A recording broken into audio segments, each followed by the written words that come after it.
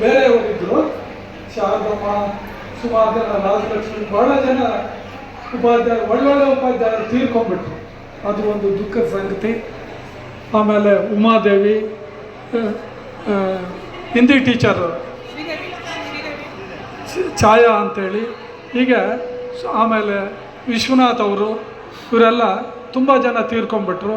ಆದರೆ ಮುನಿಯಪ್ಪನವ್ರು ಬರಬೇಕಾಗಿತ್ತು, ಕಾರಣಾಂತರದಿಂದ ಅವ್ರ ಕೈಲಿ ಓಡಾಡೋದಕ್ಕಾಗೋದಿಲ್ಲ, ತುಂಬ ಸುಸ್ತಾಗಿದ್ದಾರೆ. ನಾನು ಈ ಒಂದು ಫೀಲ್ಡಿಗೆ ಬಂದು 1973ರಲ್ಲಿ ಮೊದಲನೇ ಅಪಾಯಿಂಟ್ಮೆಂಟು ಏಪ್ರಿಲ್ 9ಕ್ಕೆ ಗೌರ್ಮೆಂಟ್ ಹೈಸ್ಕೂಲ್ ಮುಳಬಾಗಲ್.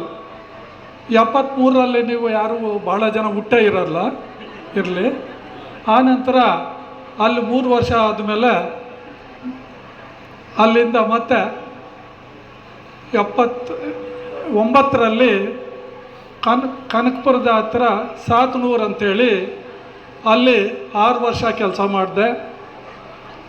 ಅಲ್ಲಿ ನಮಗೆ ರಾಜಕಾರಣಿನ ಒಡನಾಟದಿಂದ ತುಂಬ ಪ್ರೋತ್ಸಾಹ ಸಿಕ್ತು. MLA ಶಿವಲಿಂಗೇಗೌಡರು ಅಂಥೇಳಿ ಸಾತನೂರು MLA, ಅವ್ರ ಪ್ರೋತ್ಸಾಹದಿಂದ ಶಾಲೆಯನ್ನು ಭಾಳ ಚೆನ್ನಾಗಿ ಇಂಪ್ರೂವ್ ಮಾಡಿ ಒಳ್ಳೆಯ ಹೆಸರು ಕೂಡ ಗಳಿಸ್ಕೊಂಡ್ವಿ. ಅಲ್ಲಿ ಓದಿದಂಥ ವಿದ್ಯಾರ್ಥಿಗಳಲ್ಲಿ ಭಾಳ ಜನ ಡಾಕ್ಟ್ರುಗಳಾಗಿದ್ದಾರೆ, ಇಂಜಿನಿಯರ್ಗಳಾಗಿದ್ದಾರೆ.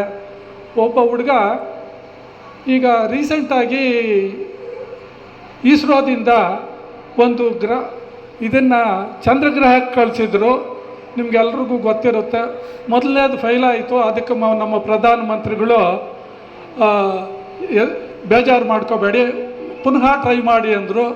ಆ ಟ್ರೈ ಮಾಡಿದಂತಹ ಒಂದು ಇದರಲ್ಲಿ ನನ್ನ ಶಿಷ್ಯನಾದಂತಹ ಕಾಮರಾಜ್ ಅಂತೇಳ್ಬಿಟ್ಟು ಸೈಂಟಿಸ್ಟು, ಅವರು ಆ 7 ಜನರಲ್ಲಿ ಅವರು ಒಬ್ಬರು